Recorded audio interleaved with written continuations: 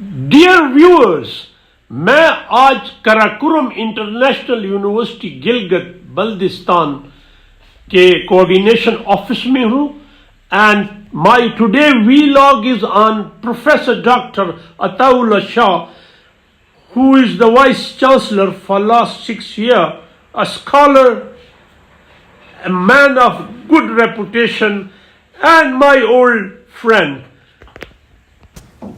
Ataullah Sahab, kya haal hai? Assalamu alaikum, sir. Dear Manana, thank you very much, sir. Glad to see you, and my pleasure, and my vlog is on you. Mostly, it will be relating Karakoram university Thank you, sir. جس کے آپ probably third یا fourth vice I'm the fifth vice fifth ہیں. جی تو have a seat sir. Thank you, sir. Doctor Ata Ullah شاہ صاحب، میرے viewers کو ذرا ان شارٹ اپنے بارے میں بتائیں. آپ نے کہاں سے میٹرک کیا، کیا تھے؟ جی بسم اللہ الرحمن الرحیم. بیسکلی ہمارا تعلق ڈسٹرکٹ دیر سے ہے، لیکن میرے والد صاحب تعلیم کے لیے مردان جو ہے وہ مائگریٹ کر گئے. اس کے بعد میری تعلیم مردان گورنمنٹ ہائی اسکول، مردان گورنمنٹ کالج مردان، اور انجینئرنگ میں نے یو ٹی پشاور سے I got gold medal in 1988. And I well remember آپ کے تو کافی آپ نے ڈگریاں لیں. آپ علامہ اقبال یونیورسٹی میں ڈائریکٹر ورکس تھے، and then City University جو پرائیویٹ یونیورسٹی ہے but one of the good universities in Khyber Pakhtunkhwa V C رہے. And then you became vice chancellor Karakoram. Karakoram university میں کتنے سال سے ہیں آپ؟ سر میں جون 2018 سے ہوں، تو تقریباً 6.5 سال ہو گئے. اور آپ کو یہ بھی بتاتا جاؤں کو یہ نہیں کہ میں آپ کے منہ پہ یہ بات کر رہا ہوں، آپ ان وائس چانسلرز میں ہیں جنہوں نے اچھی اننگ کھیلی. ورنہ آج کل وائس چانسلرشپ کرنا ایک مائنڈ نہ کرے ایک رسوائی بن چکا ہے. جی پیسے نہیں ہوں گے، یونین ہوگی، ایک اخباروں میں تیرے خلاف لکھا جائے گا. وہ دور گزر گئے، چونکہ میرا تو اپنا تجربہ ہے. جی بالکل. کنڈی صاحب، آپ نے چونکہ خود بھی 2 مشکل یونیورسٹیز میں سرو کیا، پختونخوا میں گوبل یونیورسٹی اور پنجاب میں BZU بہاؤالدین زکریا یونیورسٹی، اور دونوں یونیورسٹی کے اپنے چیلنجز ہیں، لیکن آپ نے بڑے اچھے انداز سے وہاں اپنا ایک کامیاب ٹینیور گزارا. عطا اللہ صاحب، ہم تو اس دور میں رہ رہے ہیں جہاں یونیورسٹیوں کی مشرومنگ ہے جو اتنی نہیں ہونی چاہیے، بٹ کراکورم یونیورسٹی نیڈ فل اور ٹائملی ہے، ضرورت تھی اس علاقے میں. تو کیسے یونیورسٹی میں آپ کے دور میں کیا ایسے کوئی چینجز آئیں وہاں؟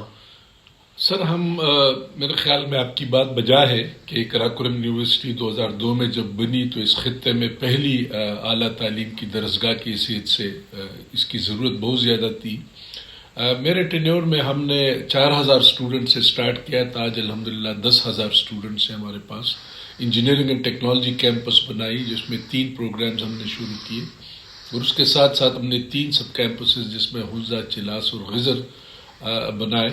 تو میری نظر میں ہم نے یا میری ٹیم نے جن چیزوں پہ فوکس کیا اس میں کوالٹی ایشورنس، اس میں research, engineering and technology education, modern infrastructure, technology infrastructure, اور سب سے اچھا کام کنڈی صاحب جو ہم نے کیا وہ انٹرنیشنلائزیشن آف یونیورسٹی ہے. تو یہ 4-5 جو میرے vision from the day first. Internationalization میرے ویورز کو ذرا ایسا آسان سمجھا دیں، میں تو سمجھ رہا ہوں. Thank you sir. آپ کو پتہ ہے کہ کراکورم یونیورسٹی کا ایک اپنا جیو پولیٹیکل امپورٹنس ہے. ہم China, India, central Asia, Afghanistan سب کے ساتھ اپنی باؤنڈریز شیئر کر رہے. تو اس لحاظ سے ہمارے اسٹوڈنٹس کے لیے چائنا ایک بہت بڑی اپرچونٹی ہے. تو ہم نے مختلف طریقوں سے، جس میں اسٹوڈنٹ موبلٹی پروگرام ہے، فیکلٹی ایکسچینج ہے، جوائنٹ کانفرنسز ہے، اور اسی طرح ہم ملیشیا میں بھی، چائنا اور ملیشیا دونوں میں، اور سنٹرل ایشیا میں ہم یہ 3 جگہوں پہ اس وقت فوکسڈ ہے اپنی یونیورسٹی کو ایکسچینج پروگرامز میں اور انٹرنیشنلائزیشن میں. عطا اللہ شاہ صاحب، میں پولیٹیکل سائنٹسٹ ہوں، ظاہر ہے میں نے ایسٹ ٹو ویسٹ دیکھا ہے. یہ گلگت بلتستان کے بڑے پیارے لوگ ہیں، لیکن یہ ہیو بین اکنامکلی اور سوشلی ویری ڈپرائیو. اب حکومت کر رہی ہے ان کے لیے، لیکن اور ہونا چاہیے. ان کی ڈیولپمنٹ کیسے، ان شارٹ کیسے اچھی ڈیولپمنٹ ہو سکتی ہے؟ دیکھیے میرے خیال میں سب سے زیادہ تو ہمیں ایجوکیشن اور سوشل ویلفیئر میں انویسٹمنٹ کی ضرورت ہے. بدقسمتی سے قراقرم یونیورسٹی میں جو اس وقت ہائر ایجوکیشن ایلوکیشن ہے وہ آپ کو پتہ ہے کہ پچھلے 5-6 سالوں سے اسٹیگننٹ ہے. تو اس وجہ سے جو ہے مسائل بڑھ رہے ہیں.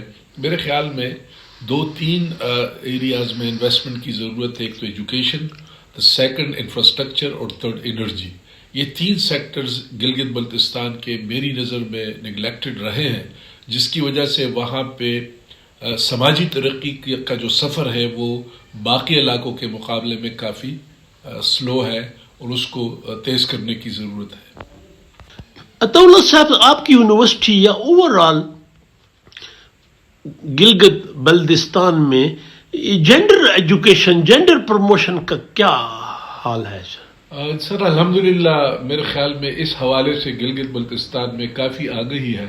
اور آپ یہ اندازہ لگائے کہ ہمارے پاس آدھی جو پاپولیشن ہے وہ لڑکیوں کی ہے، یعنی گرلز کی ہے یونیورسٹی میں. تو یہ ایک باقی خاص کر خیبر پختونخوا کے حوالے سے جب میں کمپیئر کرتا ہوں تو فیمیل ایجوکیشن اور فیمیل لٹریسی وہ لوور لیول پہ بھی بڑی اچھی ہے اور ہائر ایجوکیشن میں بھی بہت اچھی ہے. آلموسٹ 50-50 بوائز اینڈ گرلز ہے. یہ ایک بڑی اچھی بات ہے گلگت بلتستان میں. فائنانشلی کیا پوزیشن ہے؟ ظاہر ہے آپ تو ابھی پینشنرز تو آپ کے نہیں آئے، لیکن تنخواہیں مل رہی ہیں.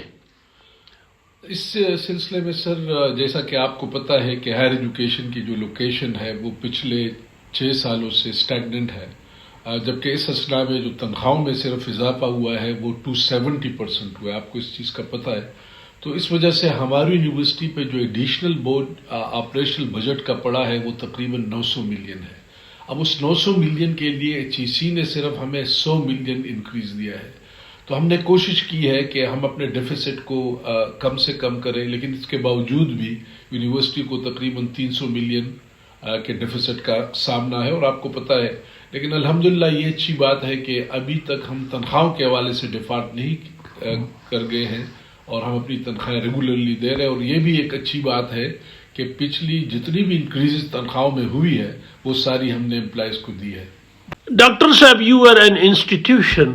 وہ اکثر میں ریپیٹ کرتا رہتا ہوں کہ when an old man dies one library is destroyed.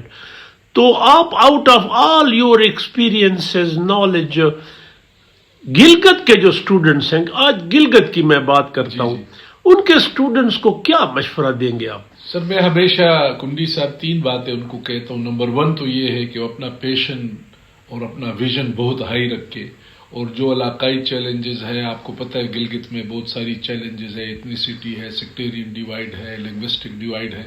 ان چیزوں سے بہت اوپر جا کے اپنا پیشن اور ویژن بہت اعلیٰ اور عرفہ رکھے. اور آپ کو پتہ ہوگا کہ مارٹن لوتھر نے کہا کہ if you don't have a dream to die for, then you don't have a reason to live for.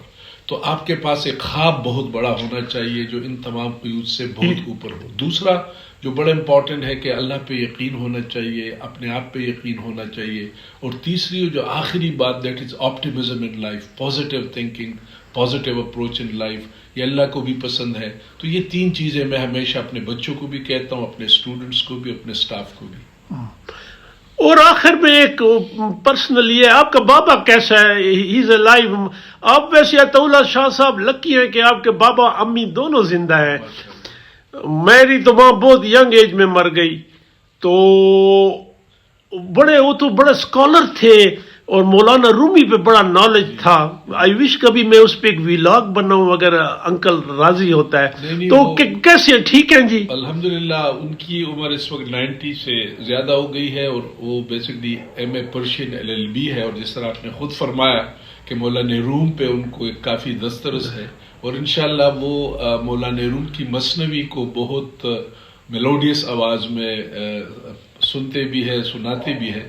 تو انشاءاللہ ایک ویلاگ بلکہ ایک سیریز آف ویلاگ ہم کر سکتے ہیں جس میں مولانا روم کی جو ان کی مثنوی کی فلسفی ہے، کا فلسفہ ہے، اس پہ ضرور ہم ان سے کچھ بات نشستیں کریں گے. انشاءاللہ. تھینک یو ڈاکٹر صاحب. آپ اللہ تشریف بلیس لائے، اللہ آپ کو خوش bless رکھے. you. اور یہ جو آپ نے سلسلہ شروع کیا میرے خیال میں ایک تو اس کی پذیرائی بہت ہے، اور آپ جن اہم امور پہ بات کرتے ہیں یا ویلاگ کرتے ہیں، میرے خیال میں this is very important for the students, for the young people to learn about these things.